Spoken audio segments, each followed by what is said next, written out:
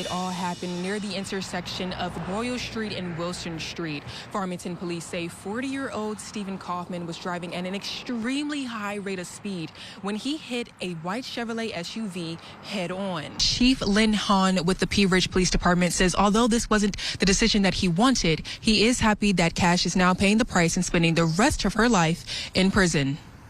Safety, traffic, and having the road even closer to his house is making this Creekside resident worry. These people invested a lot of time to gain followers on TikTok, and some are living off the profits that they make through their videos. But if the app does get banned, they tell me that it's going to affect their job of being a brand ambassador or a content creator. Lots of people are here at the Bentonville Square today. There's people walking around with their dogs, with their kids, or even sitting down on some benches. They even bought their beach chairs or their blankets, having a little picnic, eating some food, chatting with their friends and family. Filled with anger and disappointment, people gathered outside Fayetteville City Hall Tuesday night after a resolution in support of a ceasefire in Gaza failed. Fayetteville resident Jesse Buchanan is not shocked that this was the result. I will never be surprised when someone who claims to use progressivism as a campaign platform tool goes back on their word because they're afraid of potential criticism for doing something that's bold. The resolution condemned all harassment, violence, and discrimination towards Muslims, Jews, and other marginalized groups. 3 council members voted in favor of it, and 4 refused to vote. City Council member Scott Berna was the only one to vote against it. Because of my concern that it creates the potential divide in our community that I don't want to see.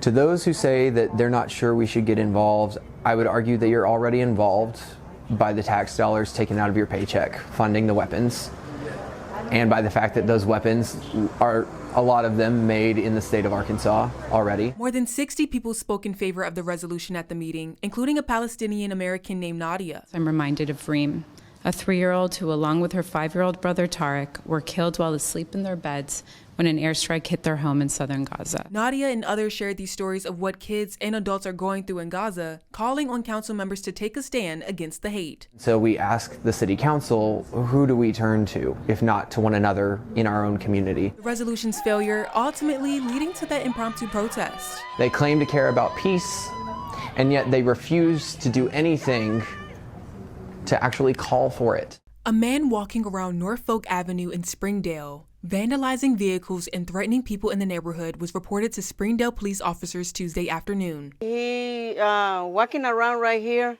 and he picked up some stuff to the garage and throw to the street. Amalia says her husband tried to approach him. He said, "Stop, what are you doing?" Her husband then told her to call the police. He come in the side and tell me, "Hey, call the police, because the guy, he's crazy, and he throw a lot of stuff in the car." Amalia says the man broke the windows of her car and was carrying a knife. He punching the tires of the cars. Sergeant Matt Ray with Springdale Police says an officer arrived to the neighborhood and asked the man to drop the knife. The subject refused the commands.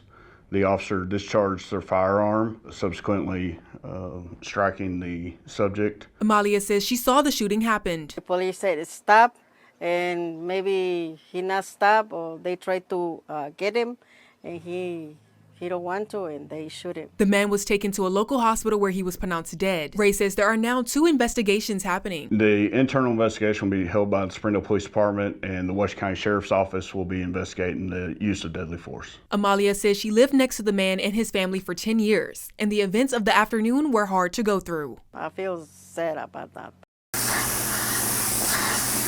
Providing a safe space for their clients are stylists at House of Styles in Bentonville. We could be having the worst day. Everything could be going wrong, but come to the salon, get your hair done, talk to your stylist, laugh, cry, vent. Bernicia Williams is a cosmetologist at the shop. She says the salon is more of a therapy appointment. Especially with this one. We do a lot of talking and laughing and joking more than we actually do hair. Erica Thumbutu is one of her clients. She has seen me through a lot of stages, laugh and through a lot of stages, ups, downs. She says she has struggled with loving her natural hair over the years. But by her coming to the salon, the stylist helps her see the beauty of it. It has really come from a lot of conversations with Bree and Stacy, just telling me how much that my hair is thick and it is lovely, and how lovely it is just the way that it is. Williams helped a lot of her other clients learn how to love their hair as well, especially kids. A lot of kids struggle with that, thinking that if their hair is not long and straight, that it's not good. They have bad hair if it's kinky curly or if it's not very long. Juwan Shade is a barber at the salon.